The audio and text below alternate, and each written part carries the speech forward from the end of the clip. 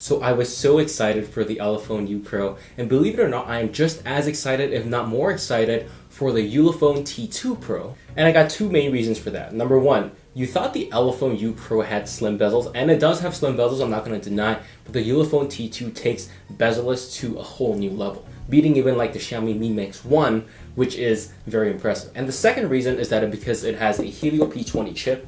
And a Helio P20 chip here is very new, and this chip was manufactured to compete with the Snapdragon 660 processor, and I really hope it does. So I also host giveaways on this channel from time to time, so after you finish watching this video, I highly recommend you check the description for a giveaway link, and be sure to enter. It takes 5 seconds, and it's free.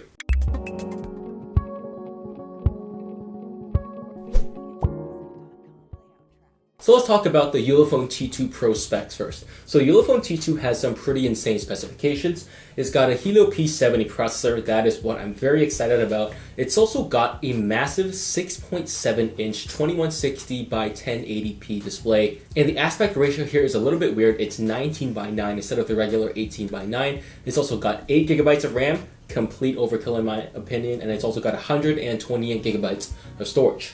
Now, it's also got Android Oreo installed out of the box. It's also got a 5,000 mAh battery. I'm not sure what power consumption is going to be like with that Helio P70. And it's also got a 21 megapixel and 13 megapixel back camera and a 16 megapixel front camera. So it's got very high megapixel count, but we'll see how well the cameras turn out. And most surprisingly for the Ulefone T2, it's got an in-display fingerprint. So you don't have a fingerprint on the back, you don't have a fingerprint on the front. It's integrated into the display here, which means that you save a lot of space with the bezels. However though, the one problem I have with the Ulefone T2 is the announcing price. So Ulefone announced the Ulefone T2 Pro to start at 380 euros.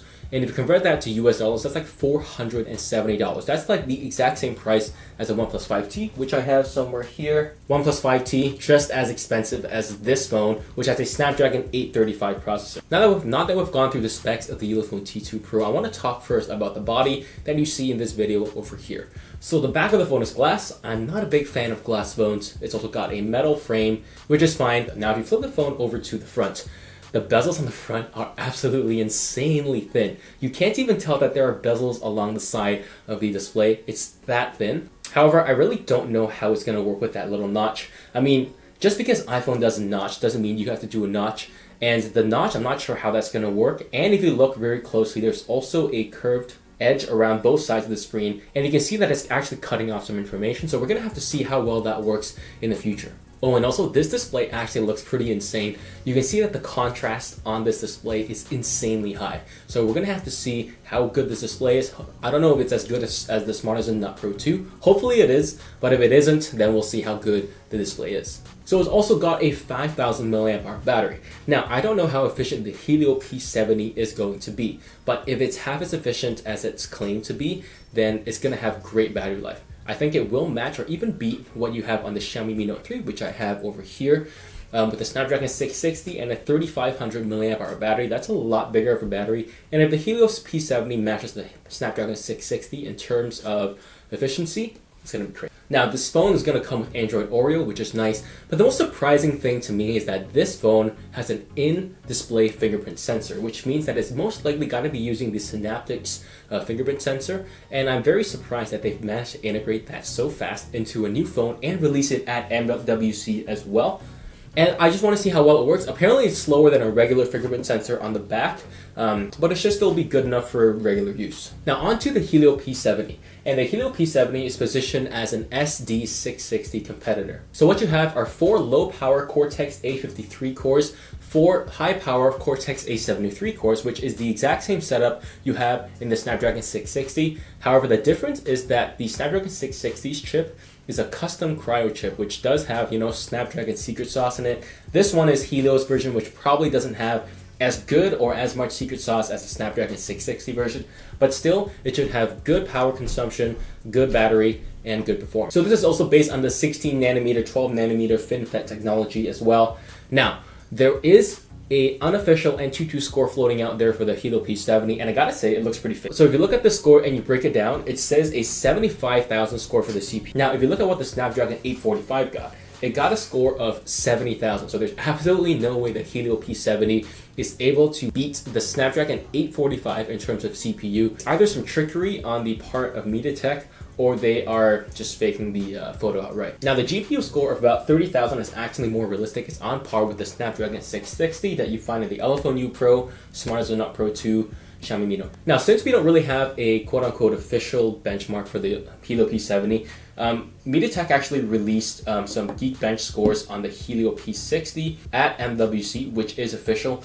And I have to say that this is a much better indication of what the Helio P70 is going to be in the Ulefone T2 Pro. And now if we look at the camera setup, it's a 21 megapixel camera setup on the back with a 13 megapixel secondary camera. So it's most likely going to be real bokeh. So we'll just have to see how well Ulefone does with the software on the Ulefone T2 Pro. This is not it. This is the Ulefone U Pro video up above. Now, I gotta say that the Ulefone T2 Pro is very expensive. Again, 380 euros, 470 US dollars. At that price, you can get a OnePlus 5T, and this Ulefone T2 Pro doesn't even have NFC, doesn't have wireless charging, it's not IP68 waterproof, so I really don't see who is gonna buy this phone for $470. If it's on sale for less, I can definitely see people buying it, but $470 is just a lot of money, and I don't see many people willing to spend that much money on a Ulefone, no matter how good the Ulefone is or how beautiful it looks, and it does look very beautiful. Now let's talk about the Ulefone T2. This phone is actually a lot more reasonable. It starts at 250 euros, which is about 307 US dollars, which is still expensive, but it's not crazy expensive like the Ulefone T2 Pro. So let's talk about the specifications. It's got the Helio P40, and I want to talk about that later because that's actually quite impressive. It's also got 6 gigs of RAM, 128 gigabytes of storage, Android 8.1 Oreo, which is nice. It's also got a 4400 milliamp hour battery, and the back camera is the same, 21 megapixel, 13 megapixel back camera. The front camera is 13 megapixels as opposed to 16 on the Ulefone T2 Pro. And unfortunately, the Ulefone T2 does not have a fingerprint sensor in the display. It's on the back like a regular fingerprint sensor, which should actually be faster than the Ulefone T2 Pro's in-display Synaptics fingerprint. Now, the body of the Ulefone T2 should be the exact same as that of the Ulefone T2 Pro. You know, glass back, metal frame, bezel-less design. Not sure how much more bezel this is going to be or how much less bezel this is going to be, but hopefully it's good. So again, display is going to be a bit smaller. The battery's a little bit smaller as well, but the Helio P40 is where I really want to talk about, because the Helio P40 could potentially be the sweet spot for performance to price. And the reason why I say that is because the Helio P40 is literally a downclocked or slower version of the Helio P70. So it also has the exact same core setup as the Snapdragon 660, but it's a little bit slower, and the GPU on the Helio P40 has 3 cores instead of 4 cores on the Helio P70, and in my opinion, if it makes the price go down by like $100, it's definitely worth it, especially if the performance is in the same range. Now again, about the price, it's $300 regular price, and to be honest, at $300 I would still recommend the Mi Note 3. Snapdragon 660, great camera. I'm pretty certain this camera on the Mi Note 3 is going to be better than what Ulefone can put on the Ulefone T2. Not sure about the Pro, but just about the T2. So basically the Mi Note 3 is tried and tested, and it's tested to work and be very good value for money. We don't know anything about the Ulefone T2, so if you need a phone right now, just get the Mi Note 3. You know you're getting a good product with that. So I want to know your thoughts about the Ulefone T2 and the Ulefone T2 Pro, especially about the Helio P70, the Helio P40, and whether or not those are going to be expensive chips, and whether we'll see those in many phones to come in China phones. Again, friendly reminder to check out the giveaway in the description down below. Thank you so much for watching, and I'll see you guys in the next one.